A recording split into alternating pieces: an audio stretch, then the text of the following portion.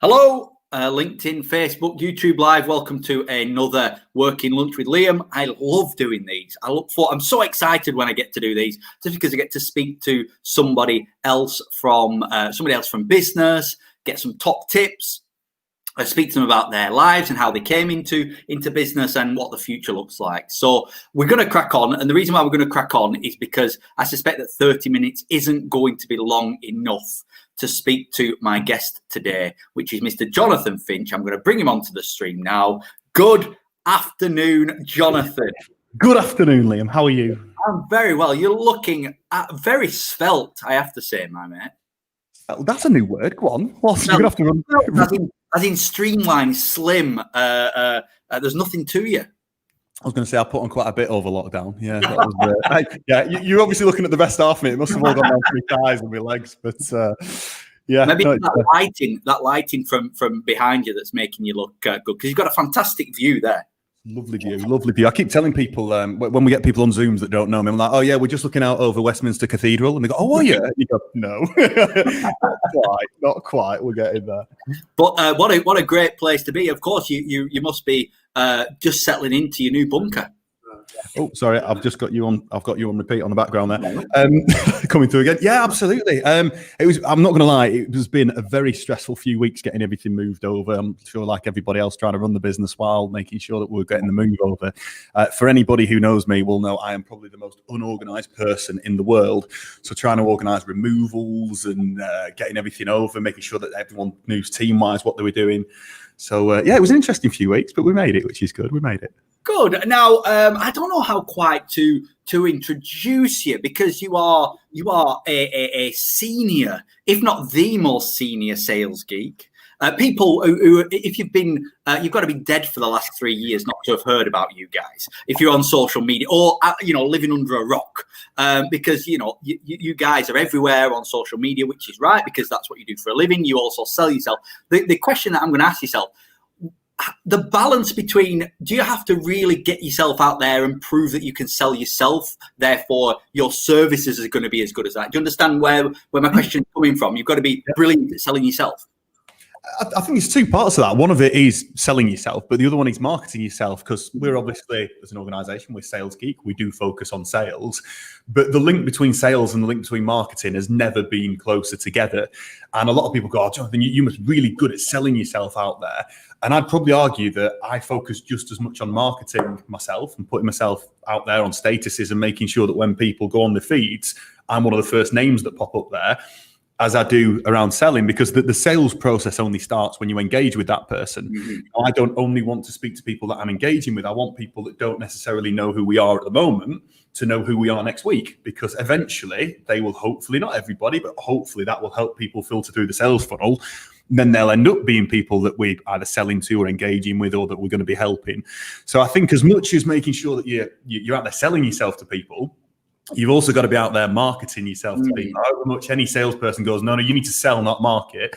Marketing is the start of any sales funnel. Awareness at the very top. People who don't know who you are, they don't know that you exist, you're never going to get that chance to engage with them and sell to them. Brill. Now, so take us back right to the start. I know, as I say, you're senior sales. I don't quite know your title. Are you just like kind of the best sales geek? I don't know what your title. It changed quite a lot for me recently. I mean, if you went back previously, for me, about 18 months, 2 years ago, I was doing a lot of the training, physically doing training for people, and also doing quite a lot of the delivering. Luckily, as we've grown, we've managed to hire people in who are much better than me at that, which has been great. So I've taken over our sales function here. I handle all of the inbound stuff, outbound stuff, get involved with quite a lot of the marketing. And my, I suppose, focus for the next 6 months is recruiting and bringing on our sales team and growing our sales team at Sales Geek, rather than working with everyone else's, which was predominantly my role.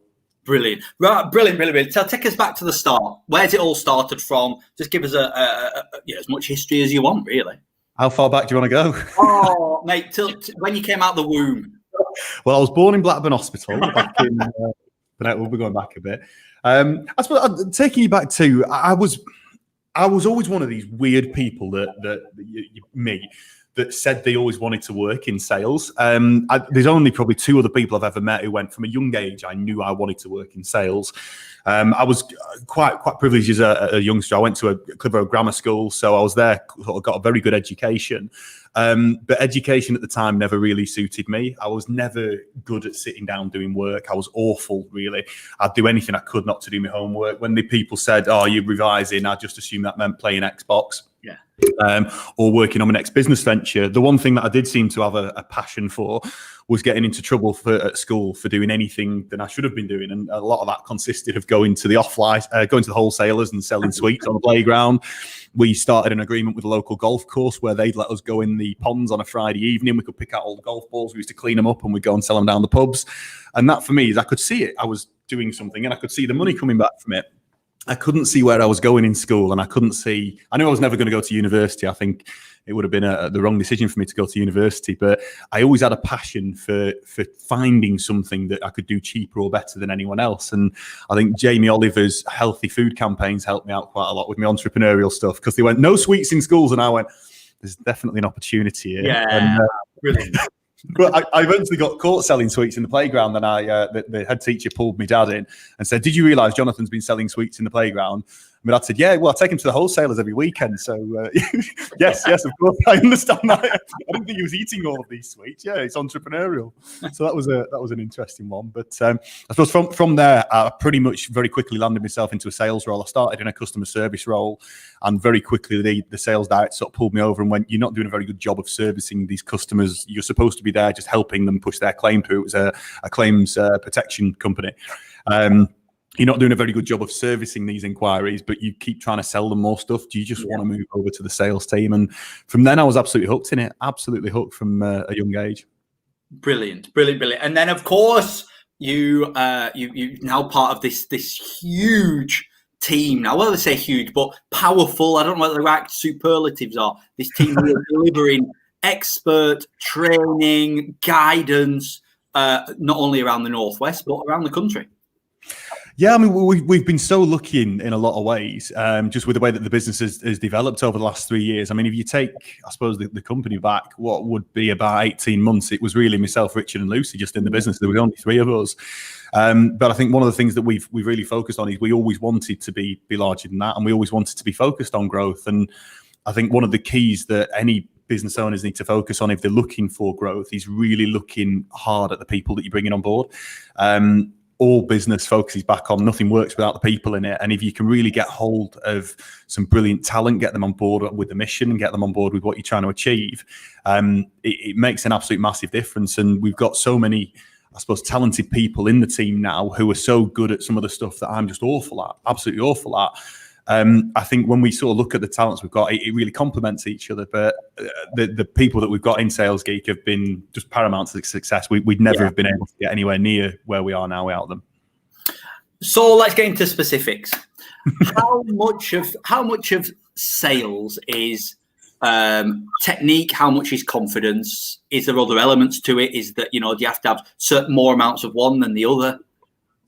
Interesting one. Confidence versus techniques. I think for definitely for the first few years of my career, it was definitely more confidence than technique.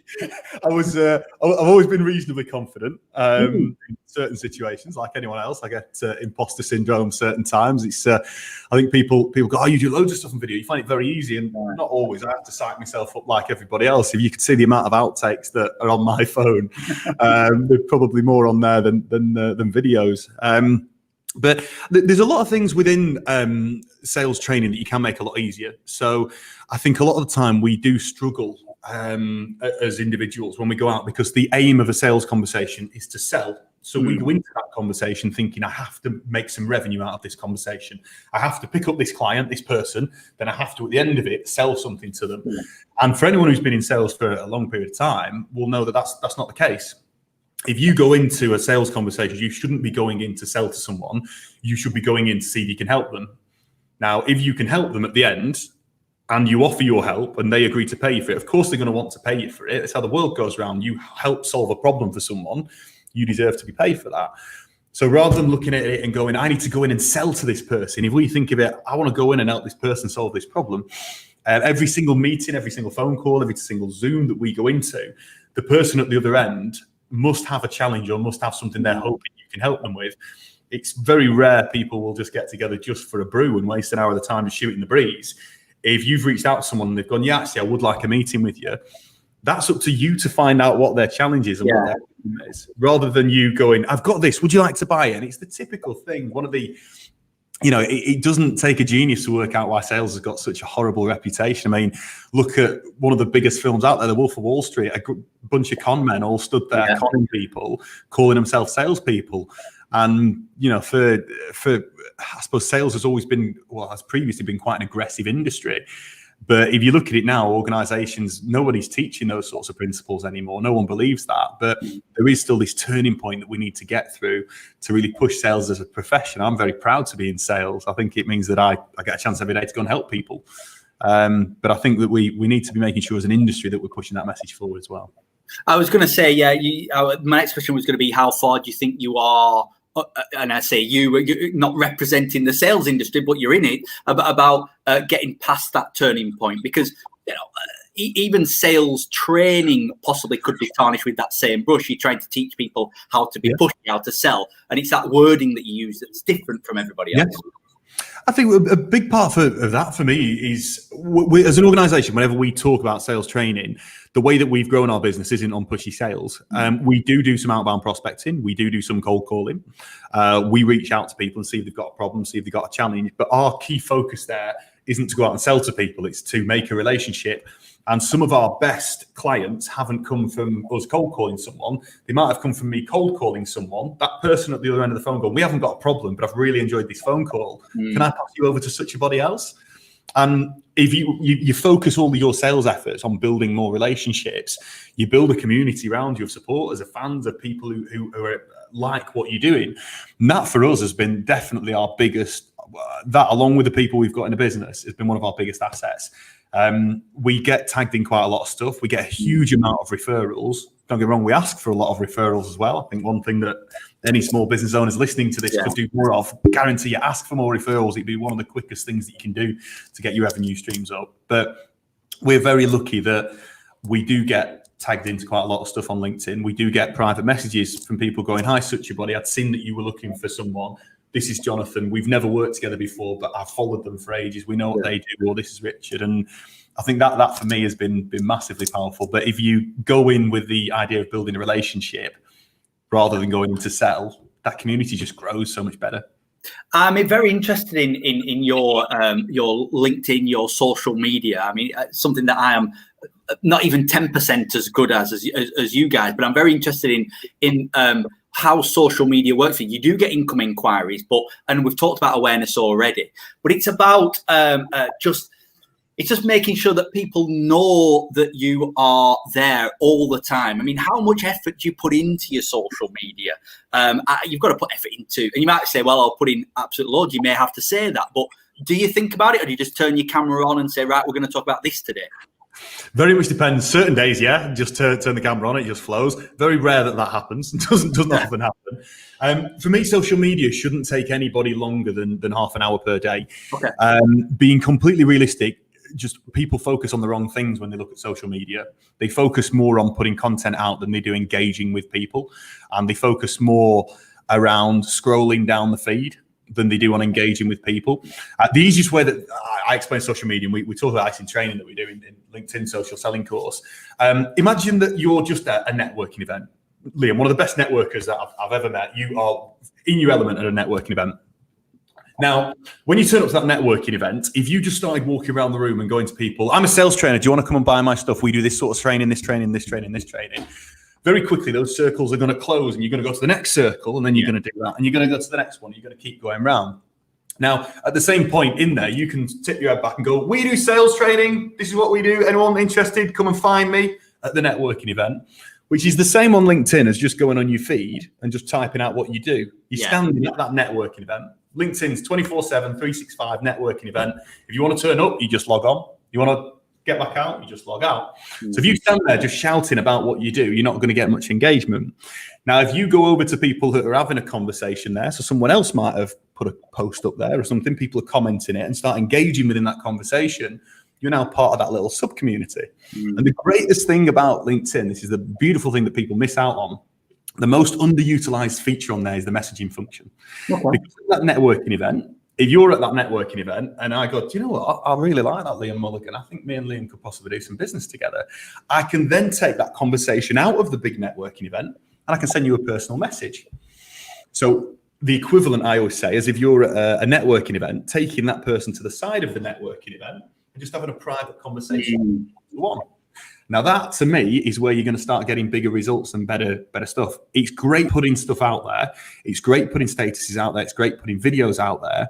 If you don't ever engage with people from those videos, if you don't ever jump on the messenger function, you're doing 10% of what you need to do to bring people into your community and eventually be able to sell to them.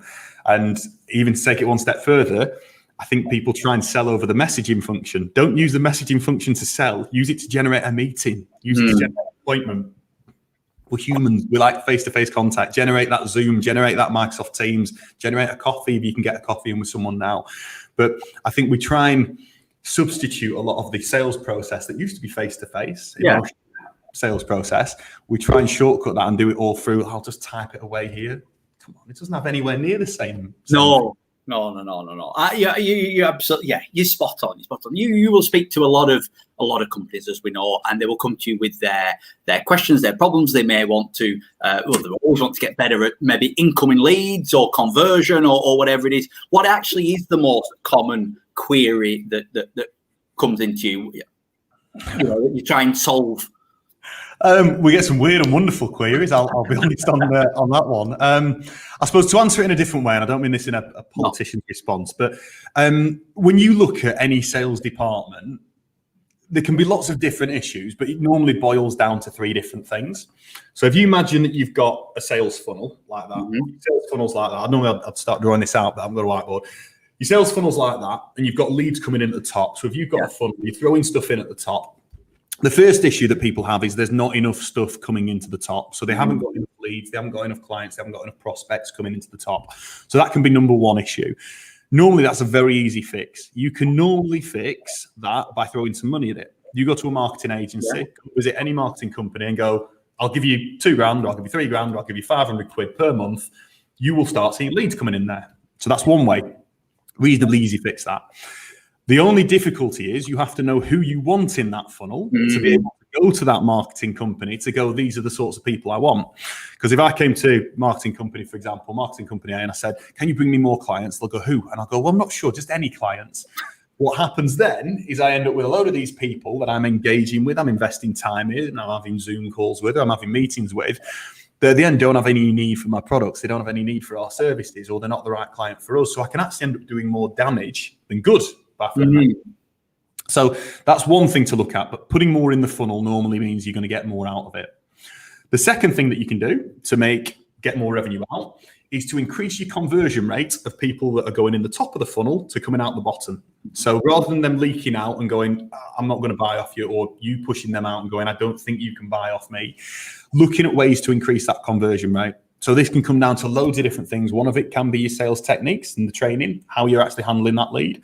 Another one, really simple one for anyone out there that's struggling with this, look at your proposal. If your proposal is a standard A4 Word document that you've just typed together, you're not standing out from anybody else. It doesn't show anything different. Another thing that you can do, look at your communication methods. Are you communicating through video with people? Are you communicating through email with people? Email is one of the worst ways of communicating with people. Very, very worst ways. You can't put any tone across it and people will read it how they want to read it. So utilizing video, utilizing voice notes, WhatsApp, really good way. And the final one, so if you looked at putting more in the top, converting more through to get it down the bottom, that's one of the easiest ways.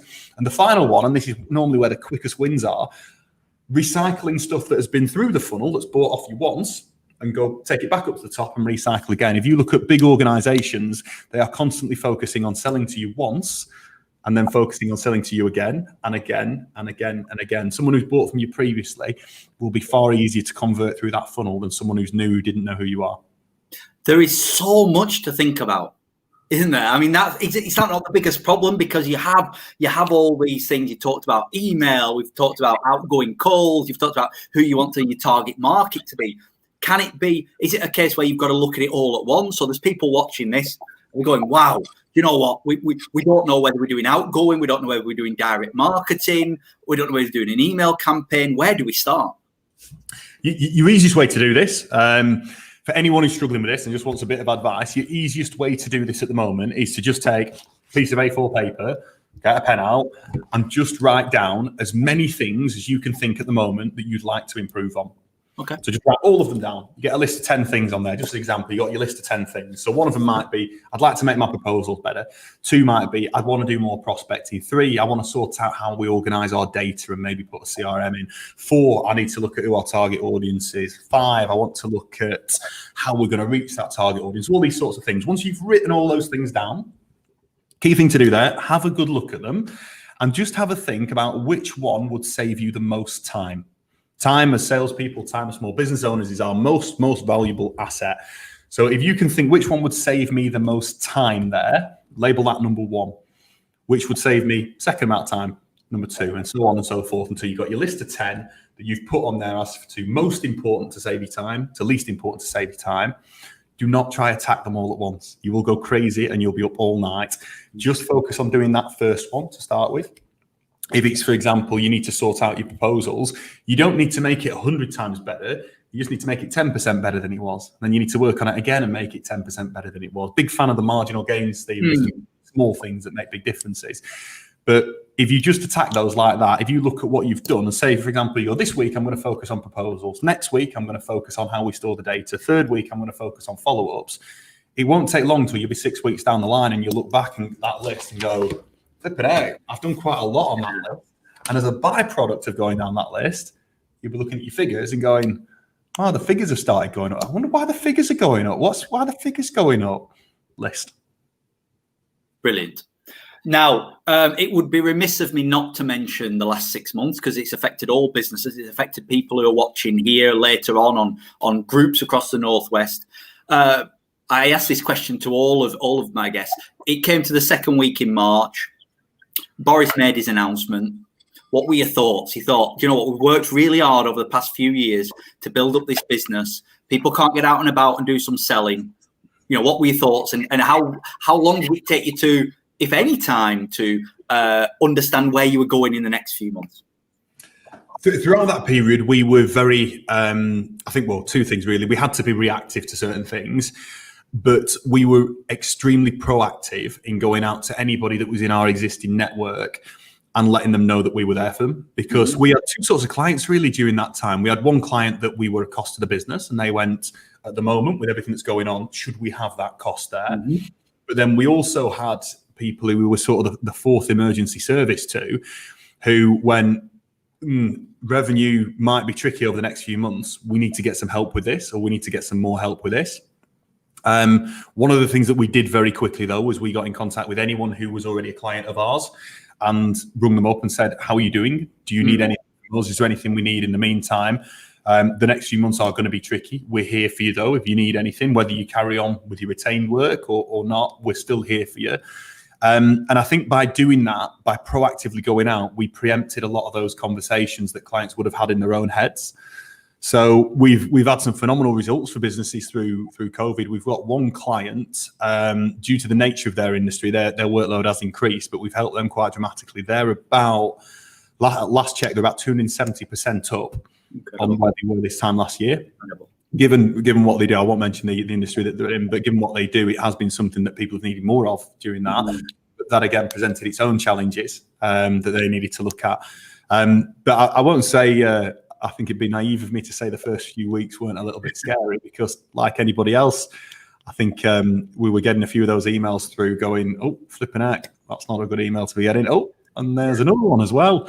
But we very quickly did pick ourselves back up. And the other thing that we really did, we doubled up on all marketing efforts. So as soon as we sort of got through that first couple of weeks, we doubled up on everything that we do, and we started doing the huddle. So every morning between 8:30 and 9 o'clock, we did the huddle online, which we got anything between, some days there were 30 people on it, some days there were about 100 and odd people on it.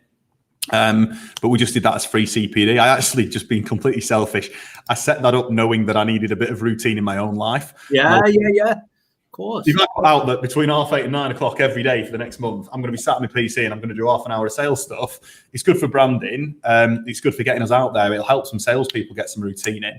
And it was quite lucky, really. But I think it fell in for a lot of people as they went into lockdown. They went, I need some routine. Right, 8:30 till 9, I'll drink my brew. I'll watch the Sales Geek huddle and then I'll crack on with my day. And that has actually, I mean, further down the line has really, I think, grown our presence and grown brand just through reaching more people.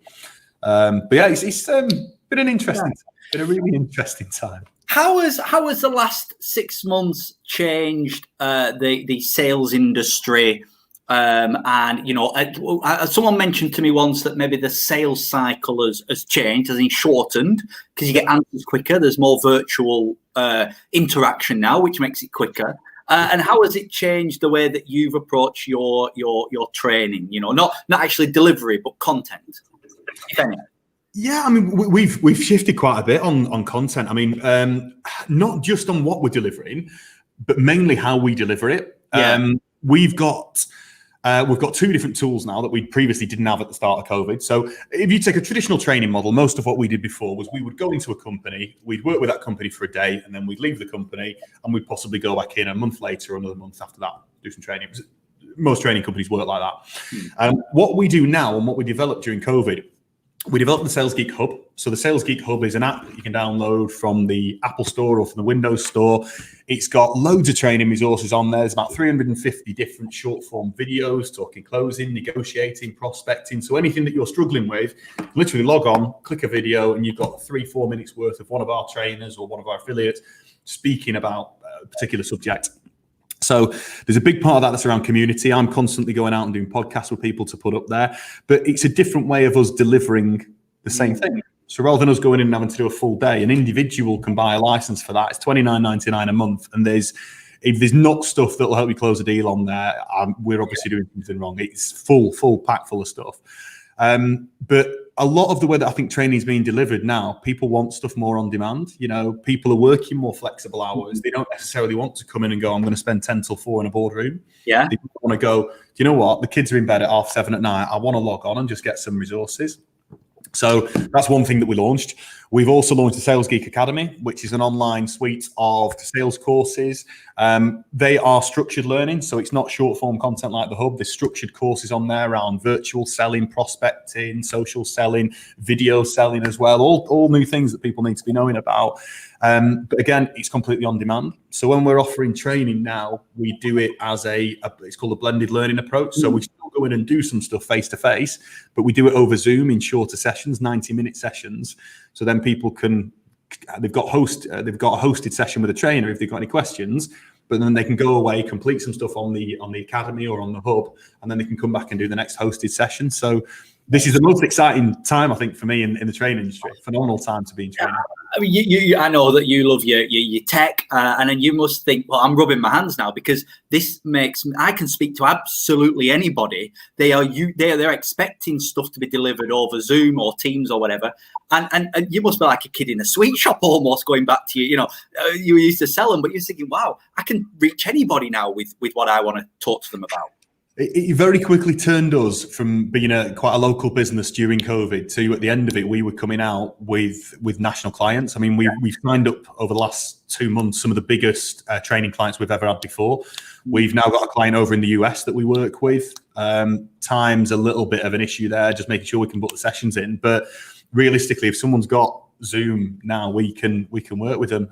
So to answer your original question, Halim, from a sales perspective now, working in sales, the amount of tech we've got available and efficiencies, it's never been a better time to be in sales. I can get now what used to take me sometimes 3 to 4 weeks to get a decision off a board.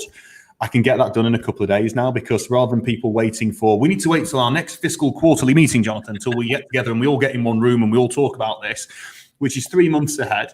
In 3 months, they've forgotten 90% of what we talked about. And out of that 10% that they can remember, 90% of that's all incorrect. So when they actually get to the board meeting and go, so what were these sales geeks on about? What did they need? Looking at the paperwork going, oh, yes, the guys with the glasses, and then they can't remember anything and they put the budget towards something else. you can keep that momentum up within deals. I can book a meeting now with somebody who's based down in Cornwall, also someone who's based up in Lancashire, and someone who's based in London, and someone who's based in Birmingham. I can address all their queries on one Zoom while they're all sat at home in their all offices. And it has never, our decision making with clients that we're dealing with has gone through the roof as to how quickly we can move things forward. Not because we're pushing it forward, because clients are. Yeah, of course. So the future's bright. I mean, last couple of questions. I mean, half an hour goes by very, very quickly, doesn't it? Where can people go to find out more about you? If they are living under a rock and they're not on social media, where do they go? You can go on the website, so salesgeek.co.uk. That's got information about the academy on, the hub on, our part-time sales director service as well. Or if you want to find me on LinkedIn personally, you can find me under Jonathan Finch, Sales Geek. I'm very active on LinkedIn, as Liam probably knows. You'll get a reasonably quick response if you're on there. Brilliant. Last question, what are you having for your lunch?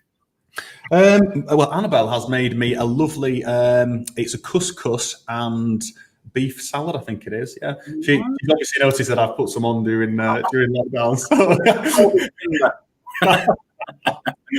no, I'll be looking forward to that. Awesome, mate. Thank you so much for your time. I know you're a busy chap.